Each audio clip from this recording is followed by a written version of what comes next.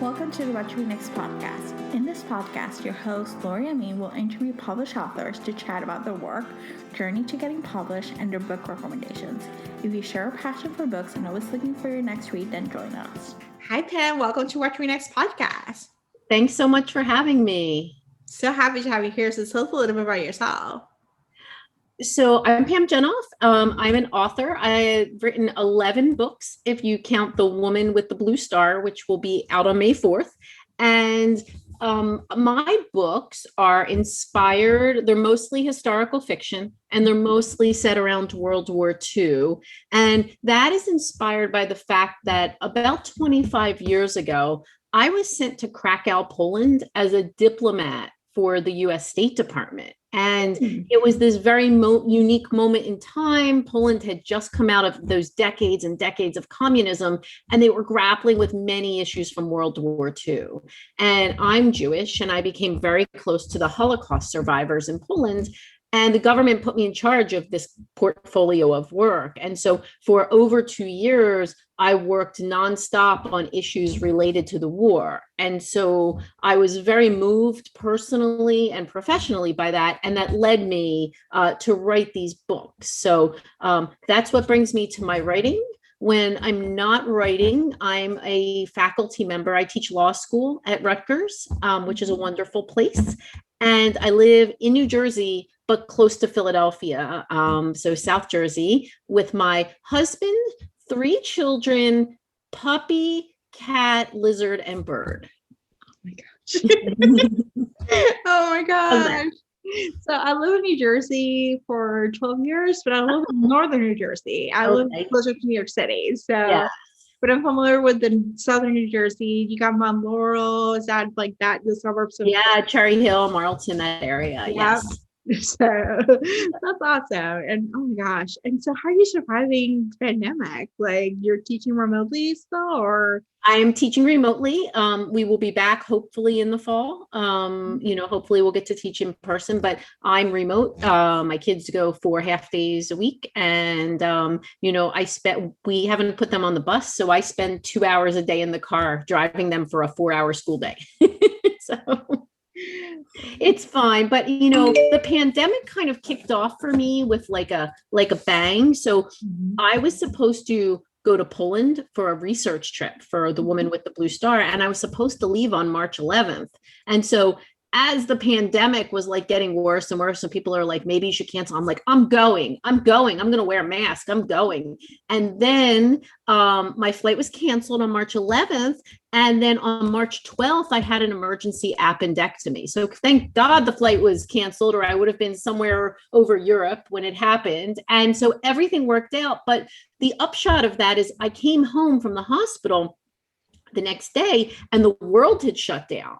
Like the kids never went back to school. We never left the house. So it was sort of a very abrupt start to all of this. Oh my gosh. Yeah, I remember the pandemic. I moved to Chicago 2 weeks before the pandemic started. Oh. So I had like a week and a half of being like, I did not know. I knew there was COVID, but it was right. I was like, oh, to my kids, they're saying their friends are worried about this thing called COVID. I was like, oh, they're exaggerating. Yeah, I was like, oh, I don't know, like it's not a big deal. It's not a big deal. And then it shut down like that Friday. I remember that clearly that Friday. Everyone was like, in the grocery store buying all these toilet paper, like going to the world was gonna shut down, and like St. Patrick's Day got canceled, and it was like one after we're like, we'll be back by May 15th, right? And then no. But it was interesting bringing it back to this particular book. I was writing a book, and I know we'll talk more about it, about Jewish people who had survived World War II by hiding in a sewer, if you can imagine, for 14 months hiding in a sewer. And so I was writing this book about isolation while we were isolated, and while our circumstances nowhere near approach what these people went through, you saw a lot of parallels. Like suddenly in 2020, we are worried about getting enough food and toilet paper. We are worried about how are we going to educate our children, and all of these questions just ripped from normal life. And so there were certainly some parallels about the struggle and the isolation and the need for human connection. Oh my gosh. And so how was the process of writing this book while going through some of the parallels? How, you know? Well, I mean, I think the pandemic was different for everybody, right? Some people said, I can't write. Some of the authors said, I can't write. Some of the authors kept writing. What was interesting, and this is where it gets, I'm very honest about these things. So I told you this is my 11th book. I had actually turned this book into my editor at the end of 2019, right? November, December. And after 11 books, I turned in a manuscript and my editor was like, no, this is not it. And this was sort of a devastating blow, to have to scrap 90% of this book and then rewrite the book in about 5 months. And oh, by the way, all of this, halfway through that, the pandemic hit.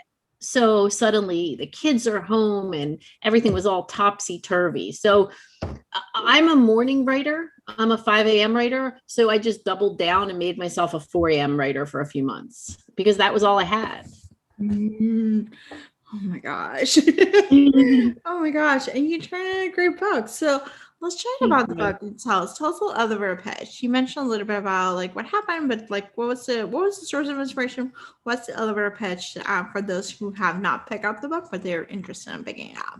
Sure. So when I'm thinking about the next book that I'm going to write and I'm looking for an idea that I'm going to write about, I'm looking for two things. One, I'm looking for a piece of history that will educate as well as entertain. I don't write real history. I fictionalize it. My books are fiction inspired by real history, but I like that nugget of history that can teach people.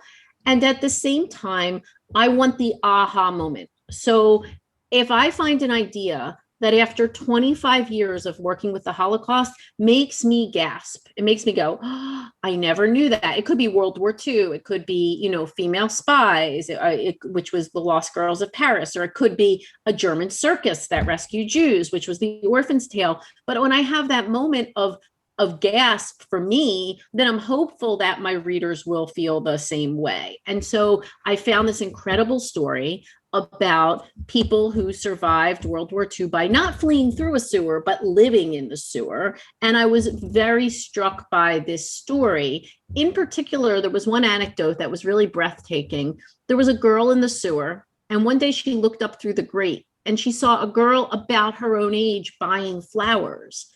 And she was so struck by the disparity between their two situations.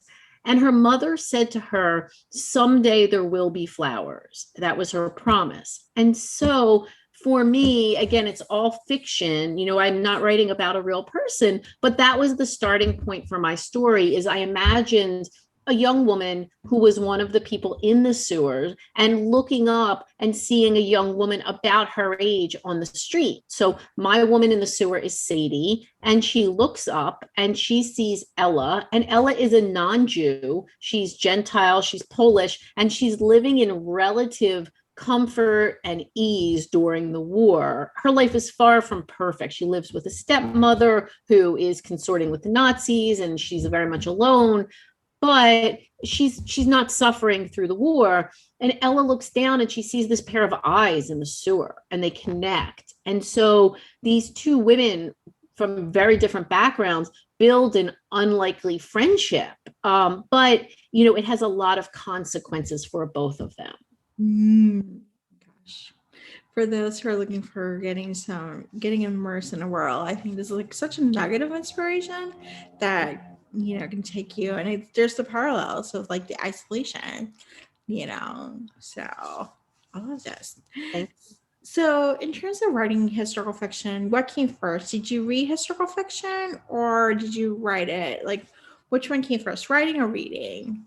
I think they were on two parallel tracks that I never knew were going to collide, because I will tell you, and I'll tell you about both of those tracks in a minute, but when I walked into my first writer's workshop, I had one chapter of a historical project and one chapter of a non-historical project. And so the historical resonated more with the group and off I went, but it wasn't by design. So I did always read historical fiction. I have a master's in history from Cambridge, so I'm very much steeped in history. But I read, it's interesting, those big old historical fiction novels that were mostly by men back then. So I'm talking about James Michener, I'm talking about Leon Uris and Herman Wouk and John Jakes, right? So I read that kind of historical fiction growing up, but I wasn't trying to write historical fiction. When I was a kid, I always knew I wanted to be a writer.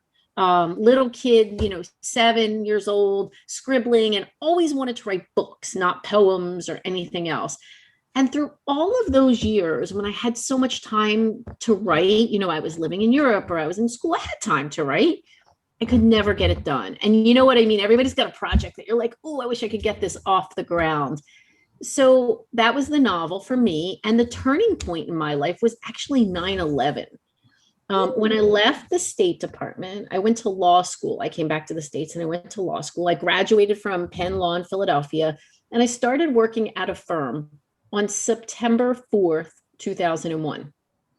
1 week later, 9/11 happened, and I was faced with a life epiphany. And I flippantly, forgive me, refer to this life epiphany as, dear God, I don't want to die at the law firm. And what I meant was being a lawyer was a fine and admirable profession. It still is. I train lawyers. But I had a deeper dream of being a novelist. And if I had been a 9/11 victim, I never would have realized that dream. I had to get started right away. And so that was really the moment for me. And I love the fact that you found a niche that works for you and that you have some connections with that niche of writing.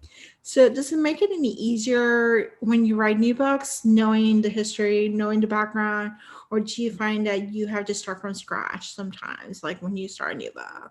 Well, every book is in some sense from scratch. I mean, Krakow may be easier, which is where my book is set because I live there, but I lived there 25 years ago. But every book is about world building, whether it's the circus and the orphan's tale or, the special operations executive in Lost Girls. For this book, it was very much about learning the sewer. So, the size of the pipes. In some places, it's a raging river. In some places, it's a pipe you might not be able to make it through, right? The ways they would survive. How would they get food? How would they get water? Did they have a stove? Did they have light? All of those things. The dangers they faced because there was drowning, was being detected, all sorts of different dangers that they might face as well. And so it's really about learning that world in some way for me. Yeah, awesome. So I've been asking this question to authors because I'm curious to hear what sparks joy. Like, is it writing? Is it something else? Is it like gardening or hobbies or things that just give you, when you do it, you feel like you're in flow and doesn't bother you at the time, like time flies by, like when you're taking that action. So it can be self-care, it can be anything. What would be that for you? What sparks joy? Well, so one thing, I'll start with this, that I really learned through the pandemic is how important my work was to my self-care. Mm-hmm. Because for those first few months of the pandemic, when the kids came home, we got the puppy and all this, I didn't work. I couldn't work. And it felt awful. And then when September rolled around, the kids started their virtual schooling. I put the puppy in daycare, which is a big thing with writers, by the way, puppy daycare. We have discussed this a lot. And I started working and I felt better physically. I felt better mentally, everything. And too often as women, I think we apologize or make excuses for working, right? We treat it like our free time. We feel guilty about it. And I was certainly that person, but getting to the point of like owning the work and how important it is to me has been really revolutionary. Now, there are lots of other things that spark joy, whether I am, running through the woods with my kids, or I am screaming my head off at an Eagles game, or I am outlet shopping with my mom. Like, there's lots of different ways to be in the moment. And I'm grateful for all of those. But the real lesson out of the pandemic was that work one. That's a big lesson. And it's like, so it's great that you found work to be fulfilling, to give you that place of flow. Yeah. And it's routine. It's doing it every day, right? It's that I find great comfort in that routine. Yes, I think that's like makes an impact. Like knowing where you're gonna be the next day, it just gives Right. you kind of like a sense of comfort and some structure to the day, and allows you to be creative and to have all the other aspects that feel good. But not to be rigid, right? Because no Yeah. 2 days are alike. So you say, well, if I don't get it here, I'm going to get it there. And that's important. Yes, I love this. So what are you working next? What am I working on? Yeah. So I am working, and it's funny. Normally, I'm an open book about what I'm working on next, and lately I've been really squirrely about it. And I don't know why. But I did see that I had answered the question somewhere, so I'm going to just say I'm working on a book that is inspired by. I think it's one of the I don't want to say the only because I'll be wrong, but one of the only known sabotages of a train bound for Auschwitz. Ooh. So it's set in Belgium this time, which is a new country for me. And it has to do with a train and a sabotage attempt on the way to the concentration camp. Oh my gosh. I can't wait. So, thank you. So I have this is a what should we next. So we asked book recommendations, asked books authors to share a book recommendation that they can't stop passionate about and thinking about book that they can recommend. It doesn't have to be friendless, it can be backlist, it can be some hidden gem, whatever it is, just a book that you recommend.